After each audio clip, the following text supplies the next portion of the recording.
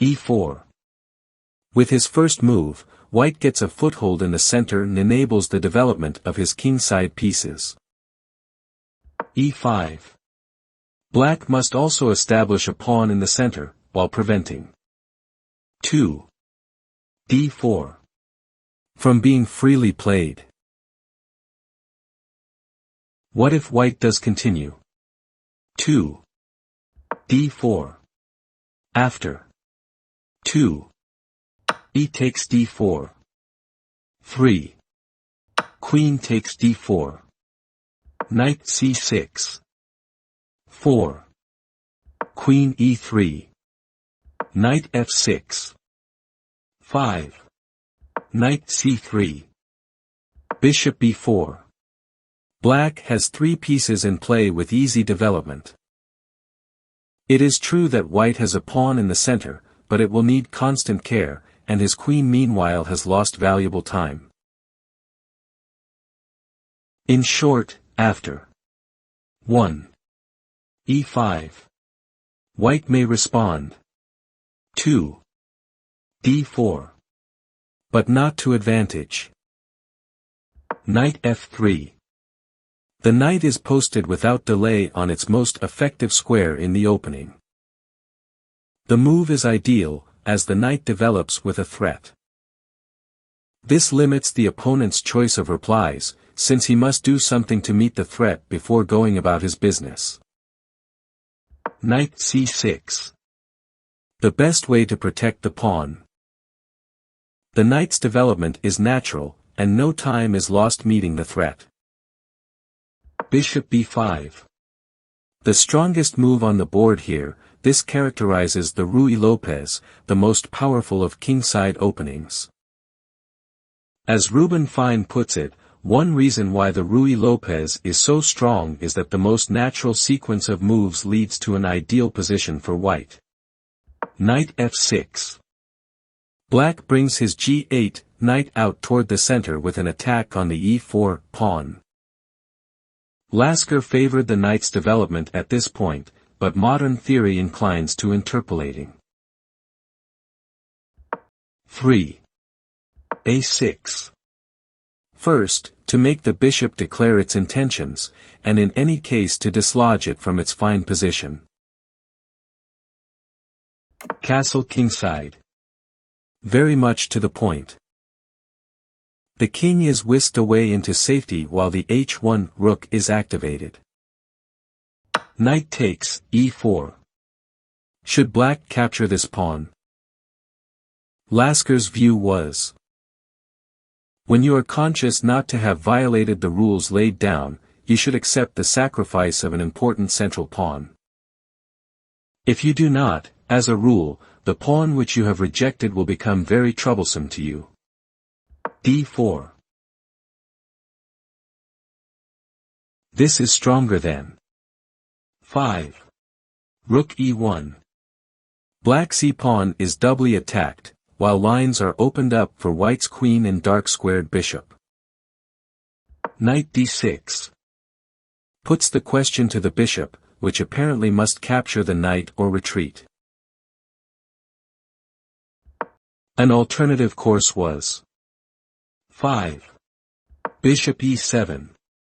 Developing another piece instead of moving the same one twice. Black must not waste time holding on to the extra pawn but should continue bringing pieces into play. D takes e5. Initiating an attack which is troublesome to meet. White temporarily offers a piece, but he can be sure of regaining it quickly. This is superior to the less dynamic 6. Bishop a4. Which gives black time to reply. 6. e4. With good counterplay. Knight takes b5. The knight's excursion has cost black valuable time, as the knight has made 4 moves to capture a bishop that has only moved once. a4. White attacks the knight at once to recover the piece he lost. Knight d6. A fifth move by the same knight. White will surely have a strong attack in return for the pawn he intends to sacrifice. Black should have played 7. Knight b, d4. 8. Knight takes d4. Knight takes d4. 9. Queen takes d4. d5. A better way of returning the piece as it frees his bishops. E takes d6. White's first dividend comes in the form of an open center file leading straight to black's king. Bishop takes d6. Not a happy recapture, as the d-pawn is blocked, but certainly better than taking with the pawn, when black's position is even more awkward. Knight g5. This move is superior to the natural. 9. Rook e1 check. It is, as we shall see, both energetic and subtle. One finesse is directed against black's castling. After 9. Castle kingside. White would play 10. Queen d3. Threatening. 11. Queen takes h7 checkmate. Black would be forced to reply. 10. g6. Not. 10. f5. 11. Queen d5 check. King h8. 12. Knight f7 check. Winning the exchange. And weaken the defensive formation of pawns. Once the line of pawns is disturbed, the king is vulnerable to direct attack. Bishop e7. An interesting move. In its retreat, the bishop not only attacks the knight but also manages to unblock the d-pawn. Black hopes either to force the knight to leave or to bring about an exchange of pieces, ridding himself of the attacking knight. Queen h5. En avant. The obvious threat of mate camouflages the real purpose of this move. White's last two moves are those of a beginner, or perhaps of a great master. The knight has moved twice to assist the queen in an attack, which the books say is premature, since White's development is not complete. Why does Alekhine violate elementary opening principles? The reason he does so is that routine development, you get your pieces out quietly and I'll do the same with mine, would give Black time to reorganize his position. Black has committed some indiscretions, such as moving one knight 5 times in the opening, and the way to punish these lapses is to keep him occupied, face him with problems at every point and give him no time to recover. If it requires unconventional moves to force weaknesses in his position, then play these unorthodox moves. Moves are good or bad by one standard only, their effect on the position at hand. g6. What other choice was there? If black castles in order to avoid 11. Queen takes f7 checkmate. He falls into 11. Queen takes h7 checkmate. Or if he exchanges by 10. Bishop takes g5. Then 11. Bishop takes g5. Forces 11. Knight e7. When the pin 12. Rook e1. Wins a piece, as a start. Queen h6. White anchors the queen on this square, which is no longer guarded by black's g-pawn, as the first step in controlling the dark squares. White now threatens to penetrate further into the heart of the position by 12. Queen g7. Attacking the rook. This would force. 12. Rook f8. In reply, when. 13. Knight takes h7. Wins the exchange, a rook for a knight. Bishop f8. Black has little choice, as castling is against the law, while 11. Bishop takes g5.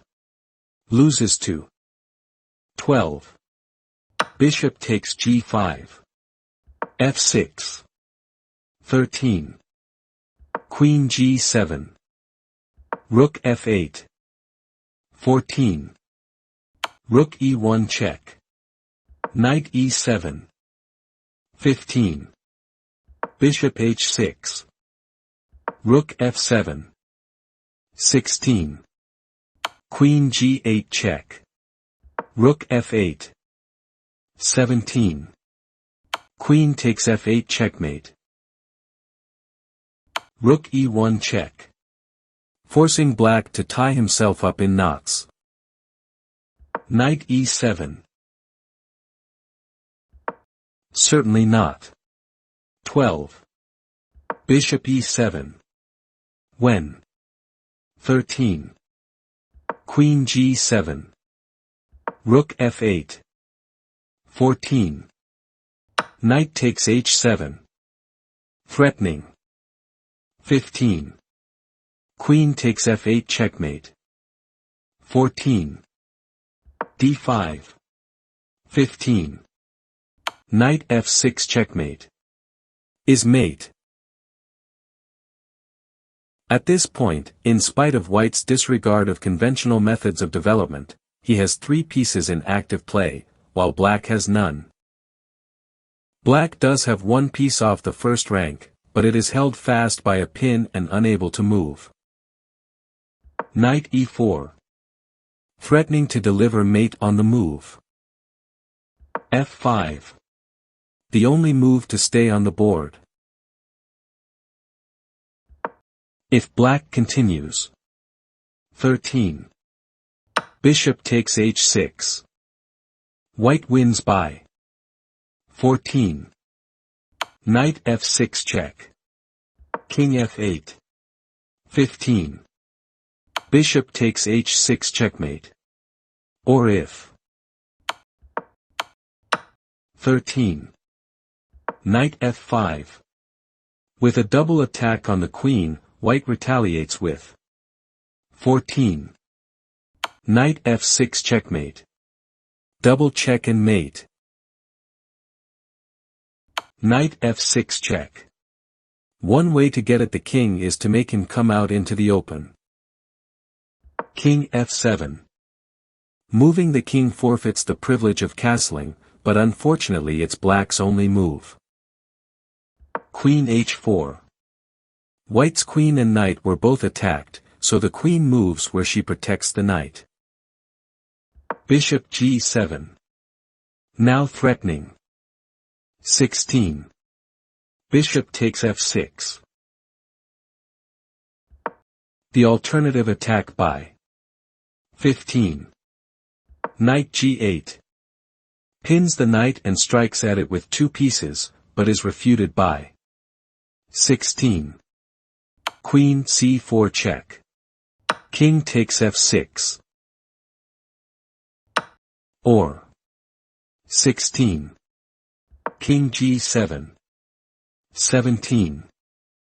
Knight e8 check. And Black must give up his queen. 17. Queen h4 check. And White wins the queen. Bishop g5. Protecting the knight, which had no flight square. h6. Threatening the knight again by hitting out at one of its defenders. If 16. Knight g8. Instead, White has a pretty combination in 17. Knight takes g8. Queen takes g8. 18. Rook e7 check. King f8. 19. Bishop h6. Followed by 20.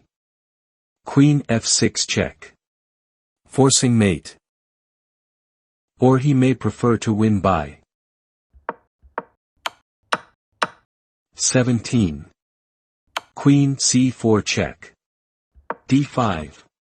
18. Knight takes d5. Queen takes g5. 19. Knight takes c7 check. King f6. 20. Knight e8 checkmate. Queen c4 check. A happy diversion, as the check compels the opponent to drop everything and save his king. King f8. Practically forced, as 17. d5. 18. Knight takes d5. Queen takes d5. 19. Rook takes, e7 check. Costs black his queen. Rook takes, e7. The hallmark of an Alekhine combination is the kick at the end of a series of apparently innocuous moves. White's threat is obvious. Mate on the move. Queen takes, e7. On 18. King takes, e7. The only other way of preventing mate at f7, White replies. 19. Knight d5 check. And wins the queen next move. Knight h7 check. Direct attack on the king and discovered attack on the queen. Rook takes h7. Black takes all the material he can get for his queen. Bishop takes, e7 check. The point of the combination. In return for his rook and bishop, White gets the queen, and a lasting initiative. King takes, e7. Black must take the bishop. Queen takes c7. White could win more simply by 21. Queen g8. King f6. 22. Queen takes h7. King f7. 23. Knight c3. d6. 24. Rook e1. Followed by 25. Rook e7 check. But the text move is good enough. The queen remains active while black's queenside is immobilized. Bishop takes b2. Black makes trouble. He takes a pawn and attacks the rook. Rook a2. The rook steps aside nimbly and turns on his attacker. Bishop f6. The bishop retreats to comparative safety. c4. Clears the way for the rook, which now can get to the open e-file, and the king. King f7. The king flees from the line of fire. Black hopes to free himself by 24. Rook h8. And 25. Bishop d8. Driving the queen off, followed by the advance of his d-pawn to release his queenside pieces. Rook e2. White seizes the open file. Controlling it gives the rook a clear road and access to the enemy camp. Rook h8. Black intends either to evict the queen by 25. Bishop d8. Or to dispute ownership of the e-file by 25. Rook e8. Queen d6. Nailing down the d-pawn and paralyzing black's forces on the queenside. a5. What else is there? 25. Rook e8. 26. Rook takes, e8. King takes, e8. 27. Queen takes f6. Wins a piece. Or if. 25. b6. Then. 26. Queen d5 check. Catches the a8 rook. Black's idea is to follow up with 26. Rook a6. Dislodging the queen and getting his queenside pieces rolling. Knight c3. Excellent. White brings another piece up to join in the attack. Notice how the master player selects the move he would like to make, sees that it can't be made, here the knight is left en prize, and then makes the move. Rook a6. Black does not grab the knight with 26. Bishop takes c3.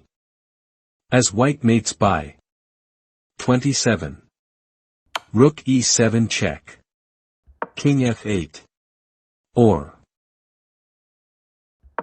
27. King g8. 28. Queen d5 check. And mate next move. 28. Rook takes d7 check. King g8. 29. Queen d5 check. King f8. 30. Queen f7 checkmate. Queen d5 check. White's queen must retreat from the rook's attack, but she gains time by checking. King g7. Or 27. King f8. 28. Knight b5. Threatening. 29. Knight d6. 28. Rook e6. 29. Rook takes, e6. D takes, e6. 30. Queen c5 check. King g7. 31. Queen c7 check. And a bishop falls with check. Knight b5. Ready to switch over to d6 in order to support the queen in a mate threat at f7. Rook e6. Otherwise the knight goes to d6 and cuts the rook off from participating in the defense. Knight d6.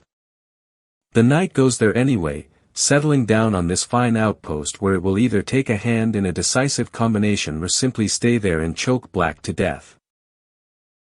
Rook d8. Naturally. 29. Rook takes, e2. Is unthinkable, as 30. Queen f7 checkmate. Would come in a flash. King f1. White protects the rook and declares his intention of winning by 31. Knight takes c8. Rook takes c8. 32. Queen takes d7 check. Followed by taking a rook or two. There is no fight left.